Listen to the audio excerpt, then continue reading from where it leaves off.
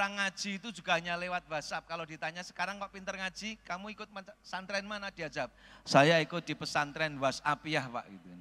Karena ngajinya lewat WhatsApp. Dulu ada yang ngajinya lewat Facebook, jadinya pesantren Facebookia. Yang beredar di WhatsApp itu menyebutnya gini, kalau kamu pengen merubah nasib, rubahlah etika kita. Kalau A itu 1, B2, C3, Z26, carilah kata yang pengaruhnya 100% merubah kesuksesan. Terus dia nulis apa? Nomor 1, bejo. Gara-gara iklan TV, saya kaya bukan karena pinter tapi karena bejo. Laks. Sehingga banyak anak disuruh belajar orang tuanya, nak belajar besok ujian, tenang Ma, kalau emang nasibnya lulus, saya tuh lulus, gak usah belajar. Maka ketika agak siang dikit, anaknya tanya sama mamanya, Ma masak apa? Lapar nih, mamanya jawab, tenang nak, kalau emang nasibmu itu kenyang gak usah makan, mesti kenyang kok gitu. Karena gak mungkin orang diem aja terus akan jadi sukses. Ternyata kalaupun ada dia hanya 47%. Terus apa lagi? Pak, mungkin karena kerja keras. Kerja keras besar, tapi apakah sampai 100? Ternyata hanya 98. Ilmu yang tinggi, yakin ilmu yang tinggi akan besar. Tetapi apakah sampai 100? Tidak. Terus apa yang 100 itu? Apakah uang ini? Nanti kalau bikin usaha saking kayanya udah dikumpulkan sampai disapu-sapu gini. Apakah? Oh tidak, ternyata hanya sampai 72. Terus apa yang 100? Kata pesan di WhatsApp itu, yang 100 adalah attitude. Plek ini jumlahnya. Maka kalau kita pengen merubah nasib, rubahlah etika kita. Insya Allah bisa. Dan kalau berbicara etika itu pilihannya adalah akhlak. Akhlak. Rasul berpesan khusus untuk akhlak. Kata Rasul, akmalul mu'minina imanan aksanuhum khuluqan. Coba klik. Sesempurna-sempurna orang dalam beriman itu adalah yang paling baik akhlaknya. Bahkan ketika Nabi ditanya oleh sahabat, Madin seperti apa orang beragama itu ya Rasul? Rasul menjawab, husnul khuluq, berakhlak yang mulia. Berakhlak yang mulia itulah kita orang yang beragama. Dan ciri orang mukmin akhlaknya meneladani Rasul Muhammad Sallallahu Alaihi Wasallam. Kalau dulu Bimbo nyanyi, rindu kami padamu ya Rasul. Ya ini Muhammad yang oleh Al-Quran diabadikan sebagai teladan terbaik oleh penulis barat, bahkan ini penulisnya non muslim. Dia menulis buku 100 tokoh yang paling berpengaruh sepanjang masa. Ini sudah dicetak ulang berkali-kali, diterjemahkan ke Indonesia, dicetak oleh beberapa penerbit. Beliau menuliskan nomor 1 tokoh yang paling berpengaruh itu adalah Muhammad Sallallahu Alaihi Wasallam. Allahumma sholli ala Muhammad. Nah terus bagaimana implikasi kita dalam kehidupan? Usus akhlak, ada adik-adik laki-laki yang tahu siapa foto ini? Ayo siapa yang tahu? Siapa? Juara MMA, betul. Siapa namanya? Habib Nurmagomedov. Dia dilatih oleh bapaknya sendiri, 29 kali menang juara dunia, no bleeding, tidak pernah terkalahkan. Bahkan McGregor yang segede itu pun dikalahkan. Ketika mau tanding terakhir, bapaknya wafat, sehingga dia minta izin kepada ibunya untuk bisa diizinkan tanding yang terakhir kali. Habis itu dia ingin merawat ibunya yang sudah ditinggal mati bapaknya. Dan di pertandingan terakhir itu dia masih menang. Sebagai muslim yang taat, dia pesan kepada kita seperti ini. Orang di luar Islam belum tentu dia itu membaca Al-Quran. Belum tentu dia juga belajar hadis. Yang dia ketahui tentang Islam adalah dengan melihat perilaku orang Islam. Maka kata Habib Nurmagomedov apa? So be a good ambassador of Islam. Maka jadilah kita semua ini duta-duta kebaikan Islam. Sekarang banyak orang mengaku Islam tapi perilakunya tidak sesuai tuntunan Nabi. Maka penting sekarang ini mengedepankan akhlak untuk kehidupan kita. Saya percepat, sekali lagi akhlak yang baik. Kalau begitu besok tampilannya simpatik. berpakaian, berbicara, bergaul. Saya itu sedih sekarang ini, banyak mahasiswa itu kalau sudah di jalan, pakai helm, pakai masker, perasaan malaikat itu tidak mengenalinya lagi. Jadi kalau sudah berboncengan, bukan muhrim itu ada yang cara boncengannya itu gaya celurit. Ada yang boncengannya itu gaya rangsel. Bahkan ada yang boncengannya itu gaya kembar siam. Gitu. Lupa bahwa malaikat itu mesti mengenali orang itu. Bahwa kita itu tidak pernah sendiri. Tidak pernah sendiri, mesti ada dicatat malaikat. Maka tolong bicara yang santun, pakaian yang menghormati, yang terakhir bergaulnya yang baik. Kita lanjut. Yang utama lagi kalau untuk karir nanti adalah kejujuran. Tolong ya, asosiasinya jangan rokok ya. Ada tulisan dilarang merokok. Pengen sukses, jujurnya harus super. Loh kenapa harus super? Betul. Coba nih kita lihat penelitian di 6 benua 3 kali berturut-turut mencari CEO ideal, ternyata hasil survei itu di 6 benua ini, hasil survei itu selalu dipilih nomor 1 adalah kejujurannya. Kejujurannya yang dipertimbangkan. Bahkan kabarnya seorang gembong perampok sekalipun butuh orang jujur yang bisa menghitung hasil rampokannya. Dia nggak mau ditipu. Maka betul kejujuran itu mata uang yang berlaku kalau ada orang ngomong, Dek, sejujurnya, aslinya berarti orang jujur dia. Sejujurnya saya suka kamu, Dek. Sebetulnya dia tidak, karena sudah ada yang disukai yang lain. Ini contoh ketidakjujuran, hasilnya apa? Ada yang kenal ini? Ada jenderal, ada profesor, ada artis, ada pengusaha, ada menteri, karena tidak jujur.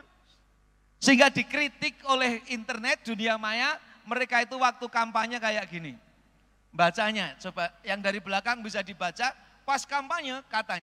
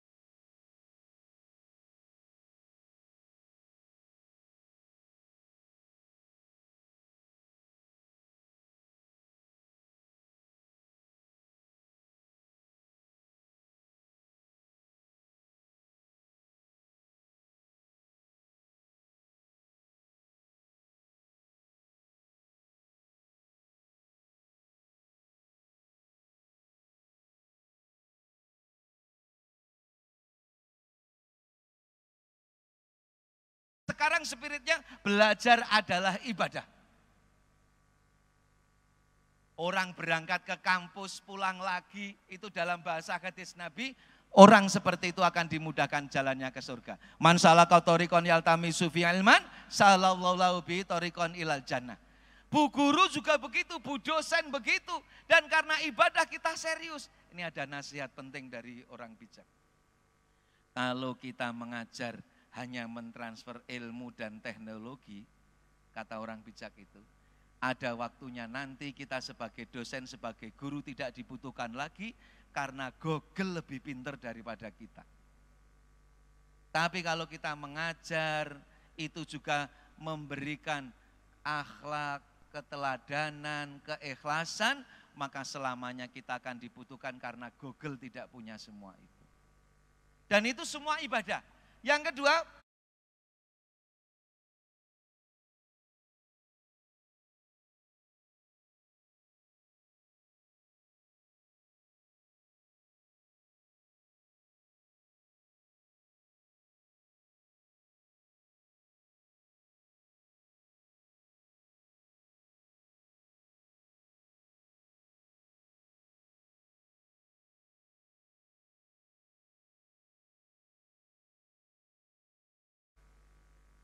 maka kalau yang prodi matematika ini sebetulnya luar biasa itu. Saya sering tanya, kenapa kamu enggak suka matematika? Apa matematika pernah menyakitimu? Gitu. Ternyata setelah ditanya, saya itu sebetulnya seneng Pak sama matematika, tapi gurunya yang tidak menyenangkan. Sudah sulit, kalau salah dilempar papan tulis lagi. Waduh, jadi semakin menakut. Tapi kalau learning is fun, matematika itu semua kita butuhkan. Kembali pada tadi. Belajar dengan cinta. Ada kata-kata menarik kalau cinta itu merubah segalanya. Kata orang bijak seperti ini, klik, coba dibaca. Bisa baca dari sana? Bukan titik yang menjadikan tinta, tapi tinta yang menjadikan titik. Bukan cantik yang menyebabkan cinta, tapi cinta yang menjadikan cantik gitu.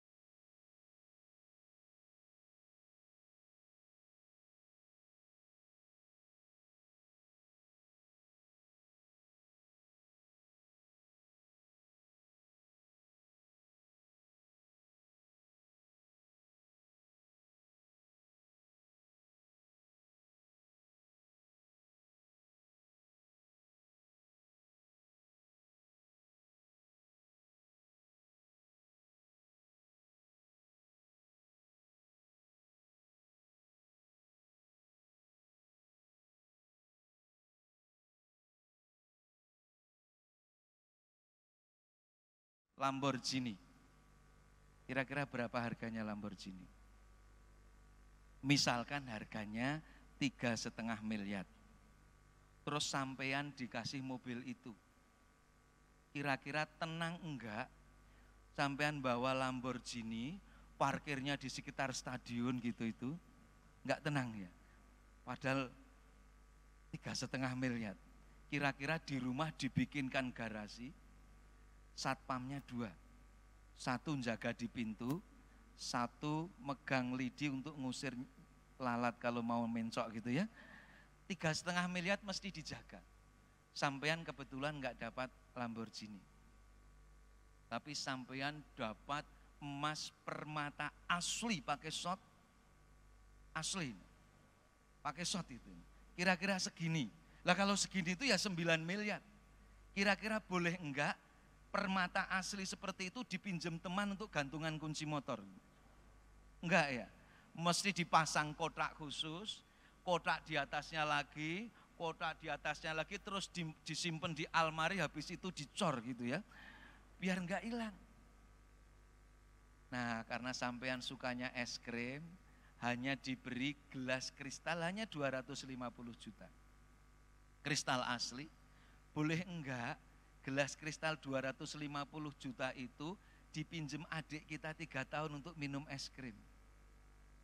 Wah, jangan berbohong gitu. Aduh, jangan dek, pecah 250 juta.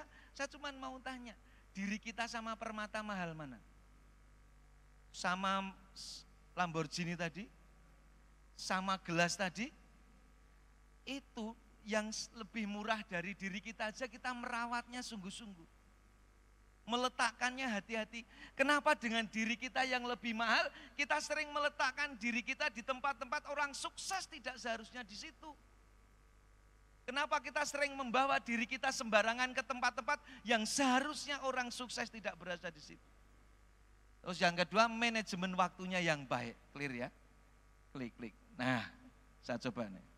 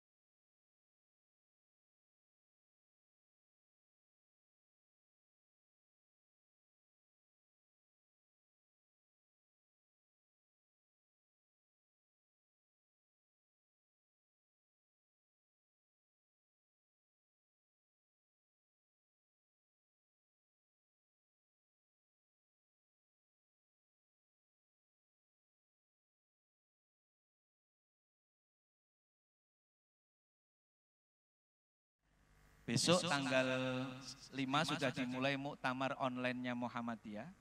Terus tanggal 19 dibuka Bapak Presiden, beberapa menteri akan hadir di Solo. Waktu Prof. Haidar yang orang Sunda itu nulis syair lagu Derap Langkah Muhammadiyah itu, Derap Berkemajuan Muhammadiyah sebagai theme song muktamar, diskusi di kantor PP. Lagunya mau bagaimana? Selama ini yang mengaransemen Mas Dwiki Darmawan sudah dikenal sangat hebat.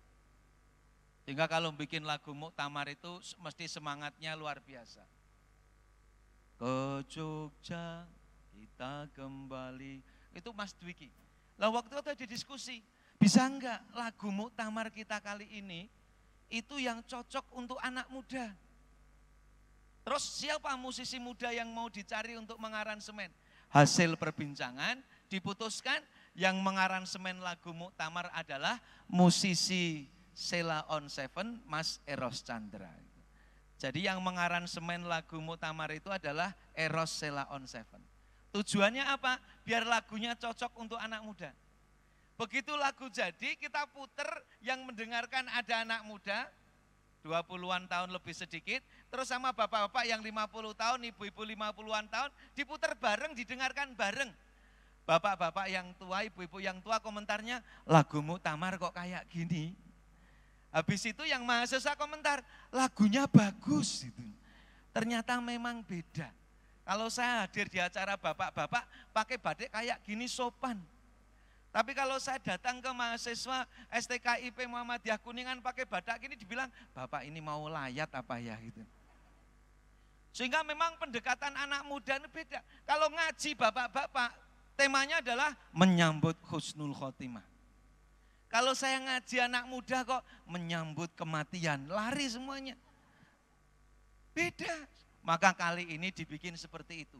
Untuk menyanyikan semua berat, si terakhir ini untuk nyanyi sambut muktamar yang dibikin Mas Erot.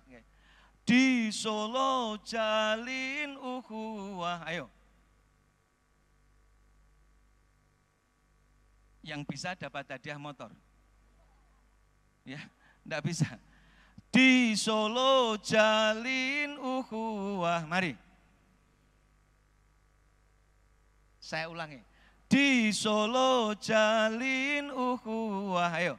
Di Solo jalin ukhuwah, muktamar satukan langkah, muktamar satukan langkah. Lagi, muktamar satukan langkah dari depan. Di Solo jalin ukhuwah, muktamar satukan langkah. Bersama majukan Indonesia, bersama majukan Indonesia.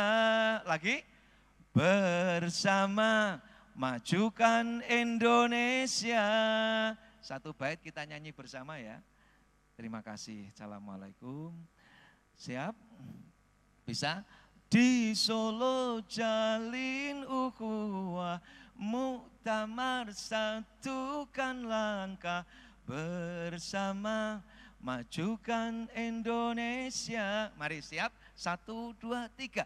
Di Solo jalin ukhuwah, muktamar satukan langkah, bersama majukan Indonesia. Yang bait kedua sama. Di Solo, ayo. Di Solo jalin ukhuwah, muktamar satukan langkah. Hanya yang ujungnya berbeda.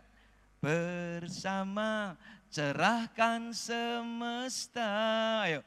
Bersama cerahkan semesta.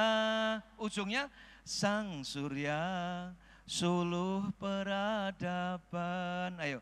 Sang surya suluh peradaban. Nanti kalau yang variasi itu di Solo jalin ukhuwah.